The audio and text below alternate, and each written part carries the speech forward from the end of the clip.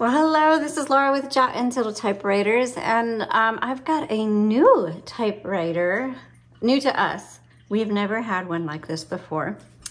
For you, this is a Montgomery Ward Signature 440T, and it's actually made by Brother.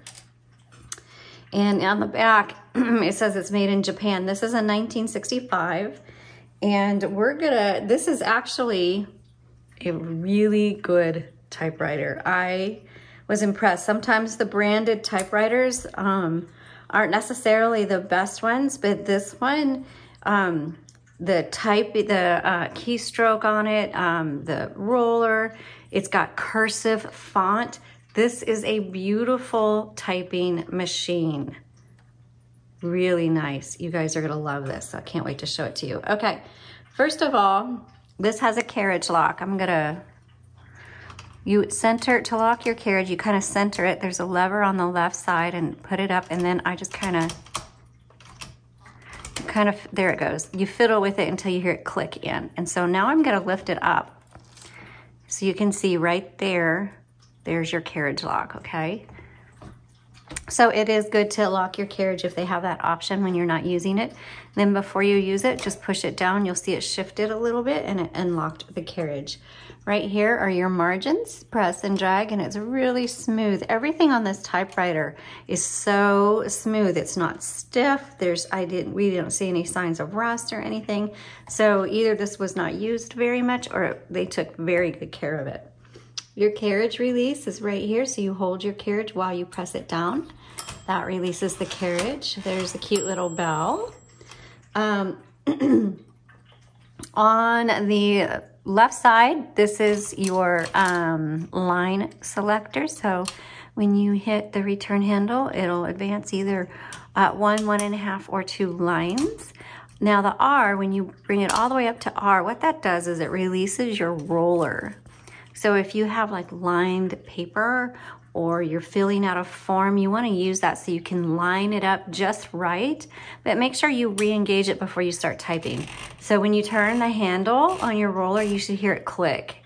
And that's how you know it's kind of ready to go. Now I'm gonna move this to the left and I'm gonna pop the top open. And inside, you're gonna see the universal ribbon. It's so clean inside of here. We've installed a new universal ribbon in there for you.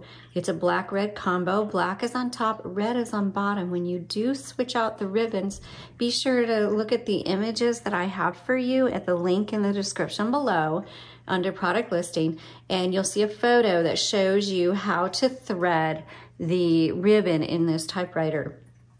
When it is time to take these out, just pull back the spring-loaded arms on each side.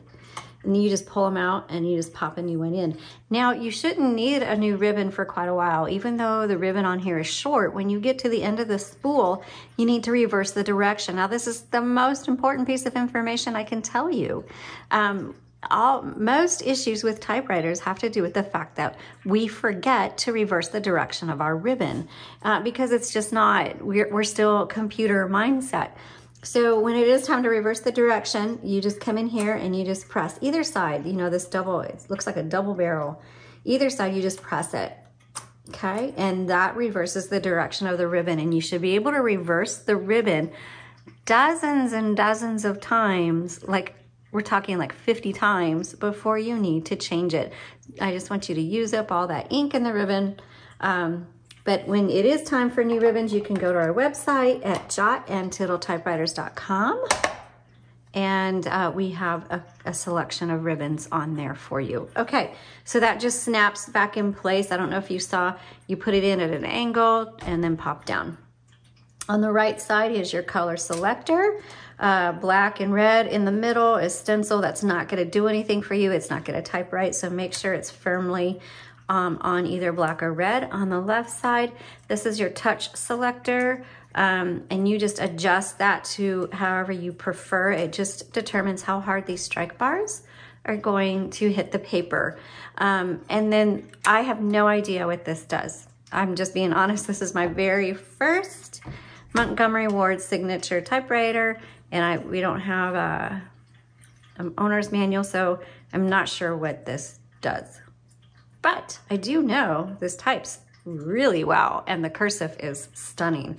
So let's get to it. Let's go ahead and I'll show you that. Okay, so I'm gonna bring the camera in just a little bit closer so you can see this font. It's a smaller font and it's cursive and it's just really pretty. So what you wanna do is just put your paper right there, turn the handle, and it catches it, and this is so smooth. Like I said, I don't necessarily like branded typewriters, but I'm really liking this one. So you pull it up and you pull it under this bar, put the bar back down. I like to come all the way up to make sure it's nice and even, which it is.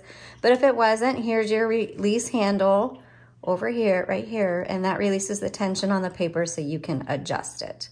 All right, let's come over and I'm gonna double check my margins, and they are, I'm gonna bring this in a little bit where I want, and let's go ahead and get started. So this is a 1965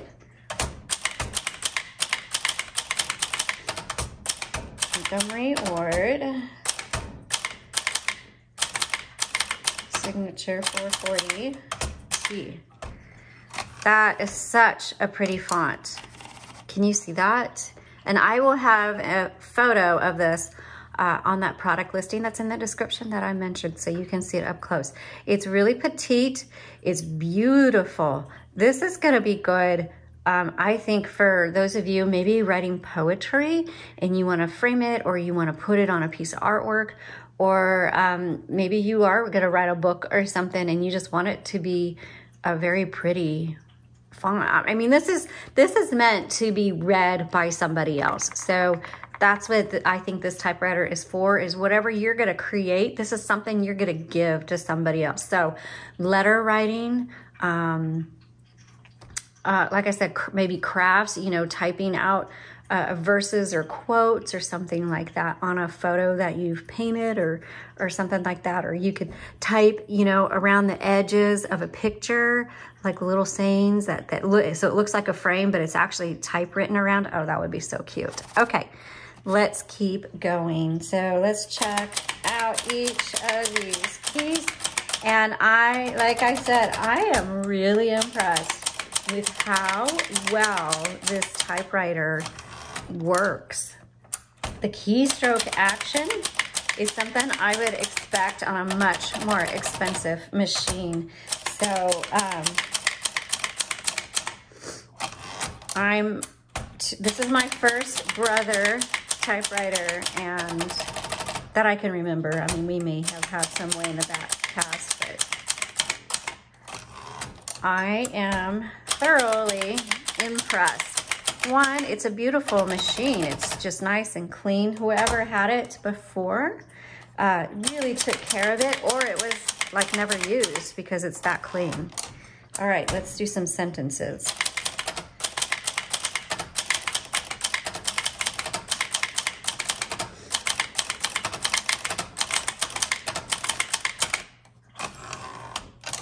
Let's try the red.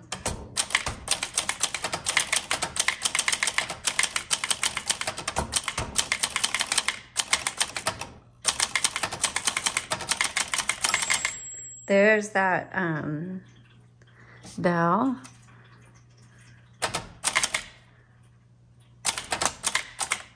Okay, so the bell went off saying it was at the end of the margin. So so now the typewriter is completely stopped. And to release your margin, right, let me move it back this way.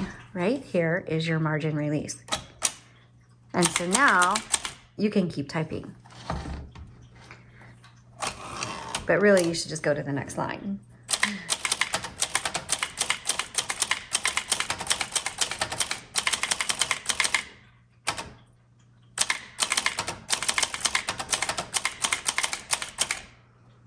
Okay. Wow. Let me just say this. Wow. This is a beautiful typewriter with gorgeous, I can't see what I can't see what I'm writing. I totally misspelled that. Gorgeous font. So this must be at the end of the margin. There we go. So, okay, the bow is not consistent on this typewriter. That's the only negative thing on this one. But this is an amazing typewriter. I would snag this because I haven't seen anything quite like this. And it's very handsome, gorgeous font, excellent performance. I hope you enjoyed this and it helped you. If you're interested in this particular model, the product listing link is in the description below. Let us know your comments and questions. Thanks so much for watching. Y'all have a great day.